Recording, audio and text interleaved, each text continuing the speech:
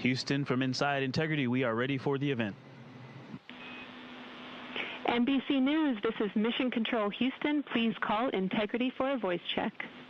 Integrity, this is Tom Costello with NBC News. Are you hearing us okay?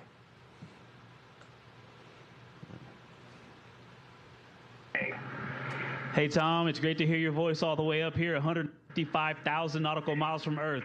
How are you doing? I'm well. Congratulations on your mission so far. I'm told this is the farthest interview ever conducted in history, and I'm wondering, how does it feel right now to be in a place that nobody has been since 1972?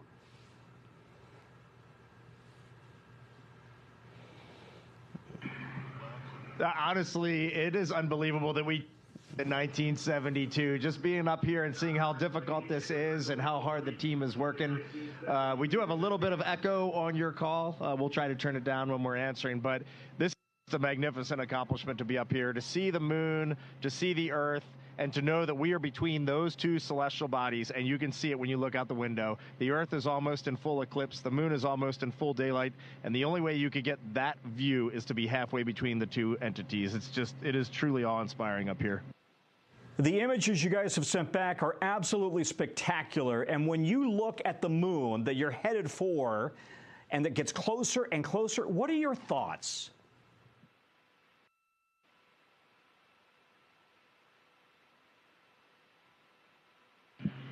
Well, last night we did have our first view of the moon far side, and it was just absolutely spectacular. I think that one of the interesting things that happens when you look at a moon that inherently just looks different is like the darker parts just aren't quite in the right place, and something about you senses that is not the moon that I'm used to seeing.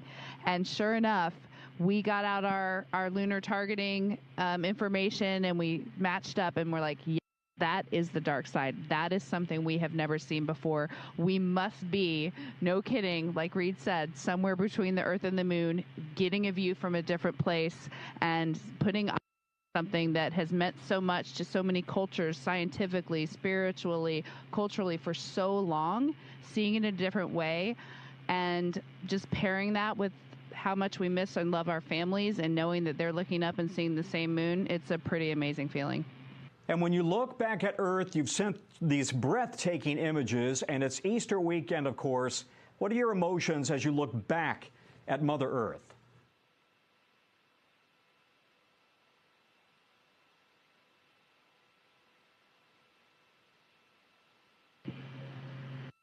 Before I list off a couple emotions, there's been a lot of disbelief up here. Just the fact that what we're seeing, where we are, it's hard to wrap your mind around. Like, I mean that sincerely. It really bends your mind. And the emotions that come along with that, there's a lot of happiness.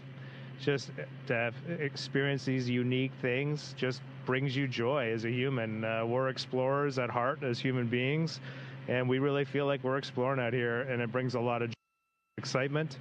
And then, right away you are humbled. The fact that 4 of us get to be out here just brings you to your knees. The thought that we get this experience, we're doing our best to show it with the camera, but you can't do it. I know those photos are amazing, but let me assure you, it is another level of amazing up here. And there's a lot of gratitude for the teams of people that made this possible. And then the final emotion is hope for humanity's future, that we can do this right now means we could do so much more. You guys are a long way from home. You may not realize you've become superstars, rock stars, while you've been gone. And I'm wondering, you've been able to talk to your families. How are they doing with you so far from home?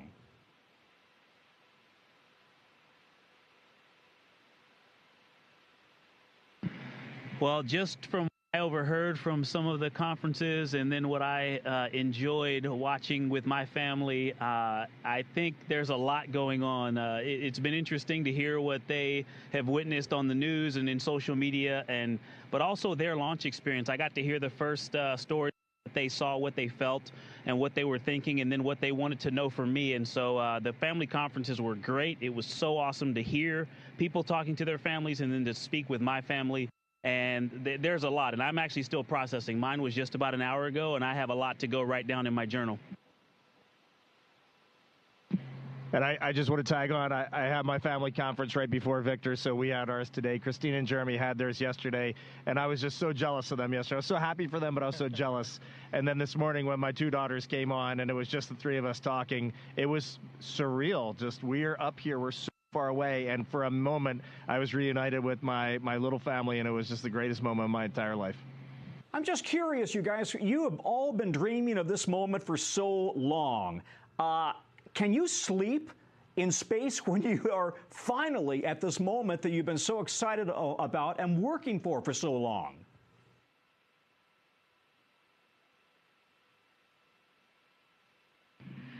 Well, we do love sleeping up here, and such a long initial day that I think our bodies are ready to sleep no matter what. Most of us have been sleeping really well. For me, sleeping in space is one of the most comfortable ways to sleep, and it's very deep sleep, very sleep. Sometimes when you first get up here, you have a little bit of a sensation that something's wrong as soon as you wake up. Maybe you're falling, or you don't recognize your surroundings, but it's great. I mean, honestly, being human up here is one of the coolest things about this mission. We are just people trying to get by, and for example, we might go look at the far side of the moon and take in its awesomeness and then go, maybe I should change my socks and try to dig around for a pair of socks. So this is the dichotomy of human spaceflight.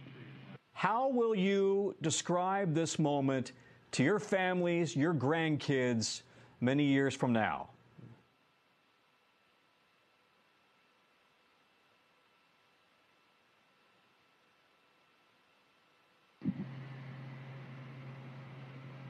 You kind of left me speechless with that. I think, it is weird when you're the four humans doing this. We're not doing this for reasons. Jeremy's answer was great. Like, if we can unite the world, that's awesome. But we're just the lucky four that got to be on this mission. We were in the right place at the right time with our international team, and we're up here doing this. I don't think any of us have really thought about legacy or any of that sort of thing. I do think it would be really neat someday if I can sit around with my grandkids, or maybe Ike's grandkids, or Christina's, or Jeremy's, or somebody somewhere, and tell stories of these times up here, because some of them are going to be unbelievable. There's beauty, but there's human elements too, and I just think it'd be fun to share in this human adventure. The key part of human exploration is the human, and coming back and sharing the story, and we're going to try our hardest with every single person on planet Earth. So listen, Al Roker is awfully upset that he couldn't be here. Any messages to Al Roker and the Today Show family? They are watching every moment of this.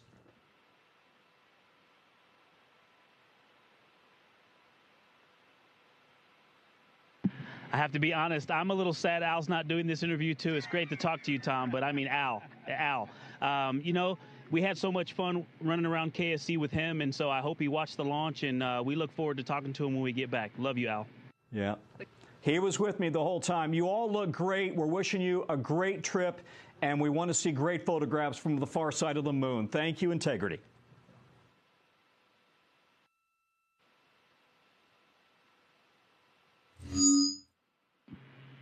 Thank you, Tom. It was great to be with you.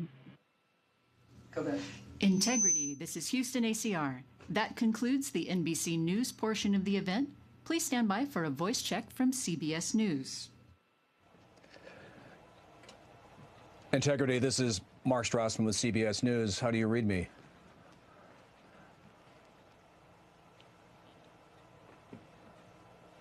Mark, we have you loud and clear here in Integrity, 155,000 nautical miles away from Earth. How do we sound? You sound fantastic. Congratulations on all your success so far, and thank you for the amazing images that you sent back from space. My first question, I hope a couple of you will take a stab at. I mean, so many people on Earth are living this moment through your experiences. So on a personal level, since leaving Earth's orbit, what have you been most struck by, and what has been the biggest surprise?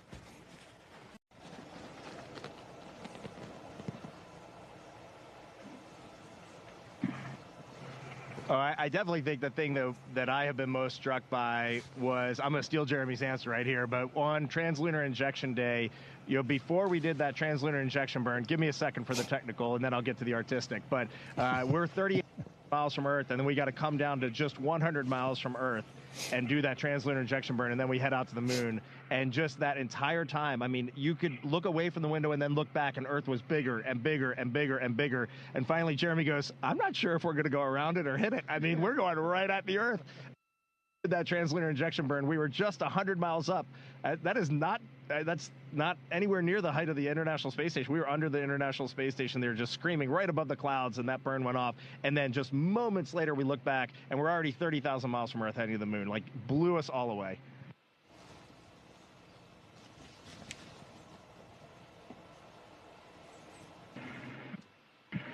You know, Mark, I think one of the things that has struck me, there's so many amazing and so many profound things that we've seen and felt on this mission. But something else that just stays with me is a lot of us were excited to see Jeremy's expression or reaction to looking out at Earth from space, you know, being the first-time flyer. But the difference between Jeremy and someone who's never flown, but all of us, all four of us, and someone who's never flown is essentially equal. The three of us space before, I think, feel just as amazed to be up here and to see some of the sights that we've seen. And so even though we lived on space station for a collective 2 years, we have seen and felt things that we have never felt before, from that ride, that wonderful ride on SLS, to being that 38,000 miles from Earth and just seeing some amazing views.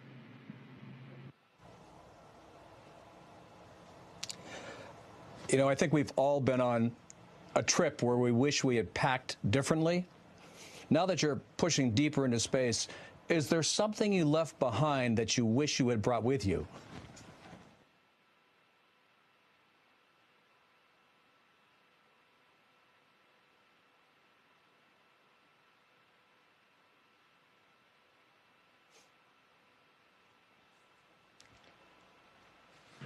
You're hearing a lot of brainstorming in the cabin right now. The resounding answer is we feel very well taken care of. There's not a whole lot we would live without. That typical forgetting your sunscreen or your bug spray on vacation. They thought of everything. We've got it all. My initial response was my family. I would love to have them up here, but then I might actually never come home. And yeah, I really can't think of much. The other joke was we think we had a radiation hit on one of our computers and took it down. So maybe we would have packed a spare computer. Other than that, we're just so well taken care of. In fact, so well taken care of that sometimes we forget. You can easily just get your presence here in the cabin and forget exactly where we are. I want to ask a question for all the young people watching. Take Kruger Middle School in San Antonio. They are studying the science and the engineering of the moonshot, along with what it takes to be an astronaut. What is your message to all the kids watching and fascinated?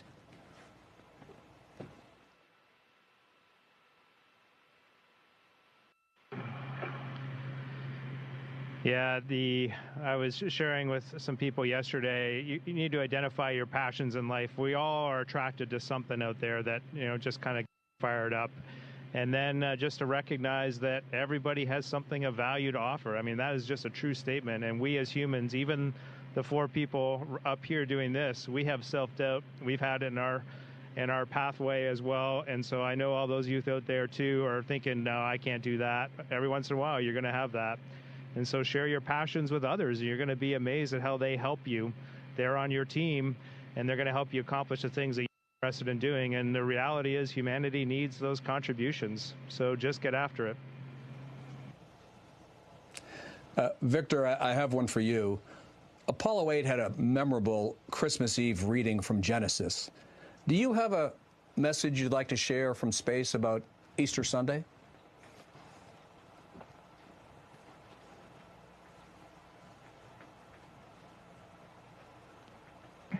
You know, I don't have anything prepared.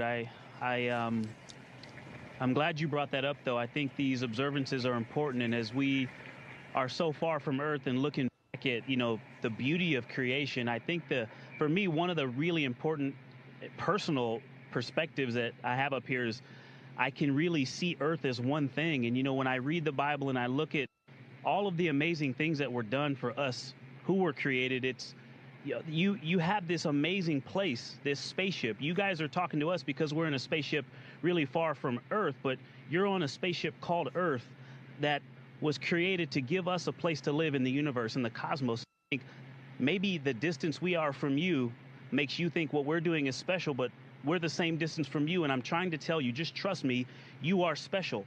In all of this emptiness, this is a whole bunch of nothing, this thing we call the universe. You have this oasis, this beautiful place that we get to exist together. I think as we go into Easter Sunday, thinking about, you know, all the cultures all around the world, whether you celebrate it or not, whether you believe in God or not, this is an opportunity for us to remember where we are, who we are, and that we are the same thing, and that we got to get through this together.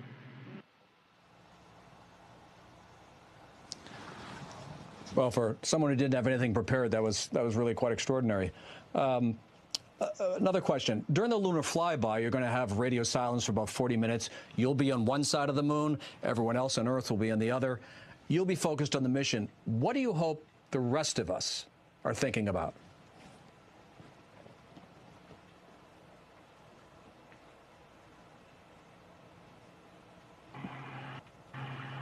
I also haven't had anything prepared for that question, but I think things that come to mind for me are thinking about togetherness. When people talk about that Apollo 11 first moon landing, there's the two that landed on the moon, and then there's the one, Michael Collins, stayed in orbit, and he did orbits around the far side of the moon alone with those losses of signal. And people asked him the rest of his life what that was like. And in the end, for me, it leads back to gratitude. Gratitude that out of this huge universe, we get to live together on Earth, planet Earth, and what an anomaly that is. When I saw Earth for the first time on its own out the window, I was struck by the blackness around it. If you can just think about what it means to be together and what it means to be apart from your loved ones during that time and reflect on that, maybe we'll all come to a realization. We've all watched a waxing moon from Earth. What's it like to watch the moon grow from space?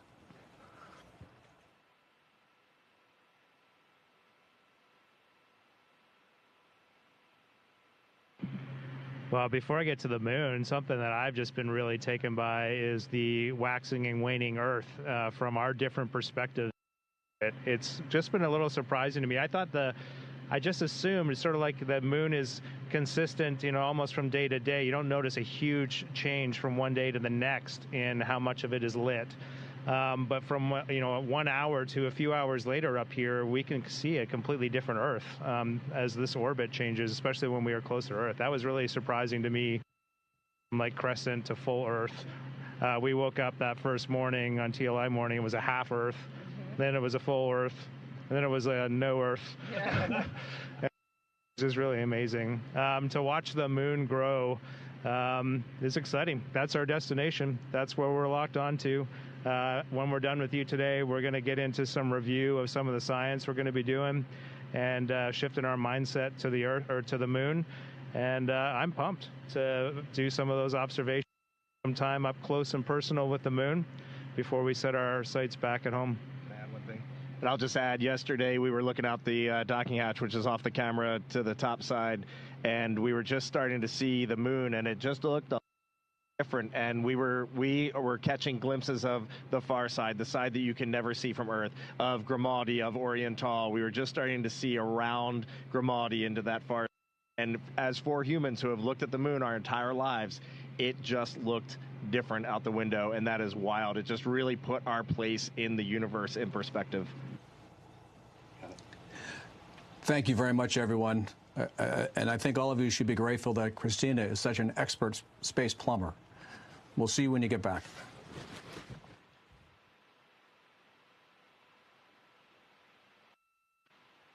We are. Thank you, Mark. It was great talking to you, and we are grateful. Take care. Integrity. This is Houston ACR. Thank you. That concludes our event.